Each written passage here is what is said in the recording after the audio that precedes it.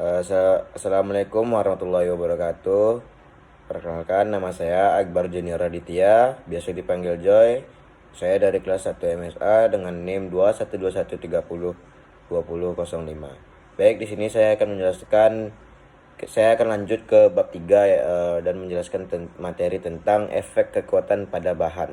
Nah, mengapa sangat penting untuk dipahami? Pengetahuan yang baik tentang beberapa konstanta yang digunakan dalam mempelajari sifat-sifat bahan sangat penting di sebagian besar cabang teknik, terutama di bidang mekanik, manufaktur, aeronautika, dan sipil, dan struktural. Rekayasa misalnya sebagian besar baja terlihat sama, tetapi baja yang digunakan untuk lambung bertekanan kapal selam sekitar 5 lebih kuat daripada yang digunakan dalam konstruksi bangunan kecil, dan itu sangat penting bagi insinyur profesional dan sewaan untuk mengetahui baja apa yang digunakan untuk konstruksi apa.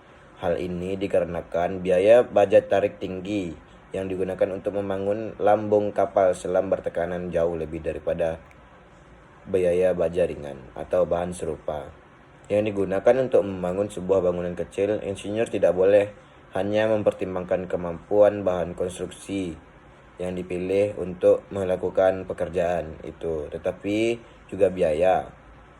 Argumen serupa terletak pada teknik manufaktur, di mana insinyur harus dapat memperkirakan kemampuan mesinnya untuk menekuk, memotong, atau membentuk artefak yang dicoba produksi, dan pada tingkat persaingan yang kompetitif.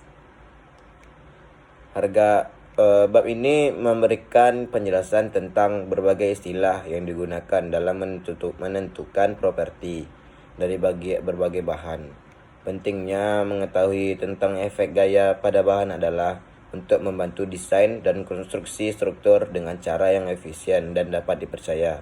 Nah, pada bab ini mungkin kita harus dapat atau Anda harus dapat yang pertama itu menentukan gaya dan nyatakan satuannya. Yang kedua, kenali gaya tarik dan nyatakan contoh praktis yang relevan. Yang ketiga, kenali gaya dan nyatakan contoh praktis yang relevan. Gaya tekan. Lalu yang keempat, kenali gaya geser dan nyatakan contoh praktis yang relevan. Yang kelima, tentukan tegangan dan nyatakan satuannya. Lalu yang keenam, hitung tegangan dari F sampai A, tentukan tegangan juga. Lalu yang ketujuh, hitung tegangan dari X sampai L. X sama dengan XL.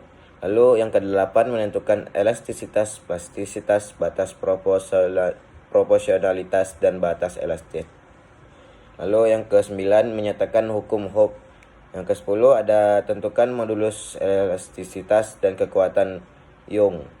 Yang ke-11, menghargai nilai-nilai khusus untuk E. Lalu yang ke-12, menghitung E dari E sama dengan. Lalu yang ke-13, melakukan perhitungan menggunakan hukum Hooke. Yang ke-14, ada plot grafik beban atau ekstensi dari data yang diberikan. Lalu yang ke-15, tentukan kelulutan, kerapuhan, dan kelenturan dengan contoh masing-masing. Lalu yang ke-16, menentukan kelakuan atau modus geser. Yang ke-17, memahami tegangan termal. Lalu yang ke-18, menghitung tegangan dari batang majemuk. Mungkin dari bab 3 tadi itu hanya itu yang saya dapat sampaikan. Lebih dan kurang mohon maaf. Assalamualaikum warahmatullahi wabarakatuh.